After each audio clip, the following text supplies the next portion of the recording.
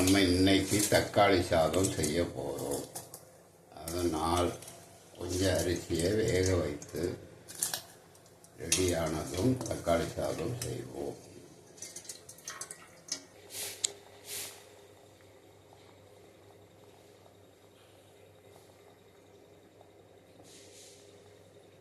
இது என்ன சேர்க்கறது? சாதம் ரெடி ஆயிடுச்சு. சரி, இனி வடிகட்டுவோம். தக்காளி சாதம் செய்வதற்கு 2 லவங்கம், ஒரு துண்டு பட்டை, ஒரு காஞ்ச மிளகாய், கடலைப்பருப்பு கொஞ்சம், கருவேப்பிலை ஒரு கொத்து, 2 சிறிய தக்காளி கட் பண்ணி வைத்திருக்கிறோம், ஒரு சிறிய வெங்காயம், பெரிய வெங்காயம் சின்னது கட் பண்ணிவிட்டோம். இனி தக்காளி சாதம் செய்வது எப்படி என்பதை பார்ப்போம். கடாயில் 2 ஸ்பூன் எண்ணெய் ஊற்றி சிறிது கடுகு, அடுத்தது கடலைப்பருப்பு போட்டு பட்டை, லவங்கம், கருவேப்பிலை, காஞ்ச மிளகாயும் போட்டு வதக்கவும். வெங்காயத்தை கட் பண்ணி வைத்திருக்கிற வெங்காயத்தை போடவும்.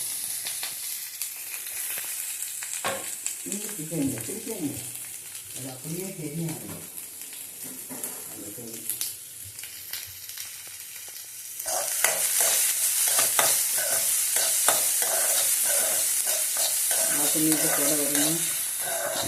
மிளகாத்தூள் சேர்க்க சேர்க்கணும்.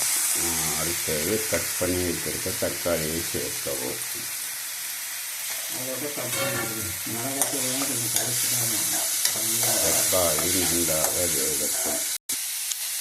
இஞ்சி பூண்டு விழுது சிறிது, மஞ்சத்தூள் காசிட்டிகை, 1/2 ஸ்பூன் மிளகாய்த்தூள் சேர்த்து கொள்ளவும்.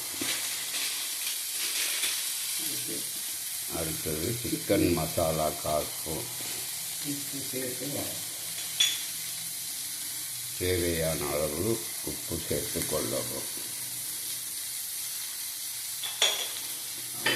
அது வெந்தது நல்லா வதக்கவும். தண்ணியிலே சொல்லணும்.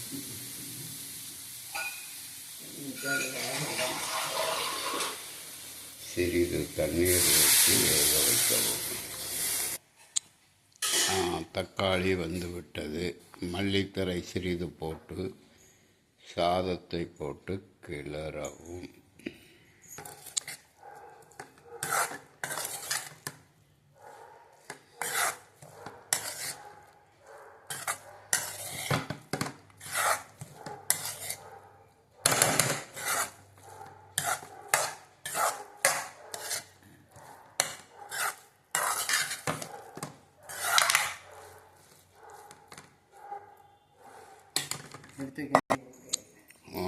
தக்காளி சாதம் ரெடியாகிவிட்டது. இனி எப்படி ருசி பார்க்கலாமா?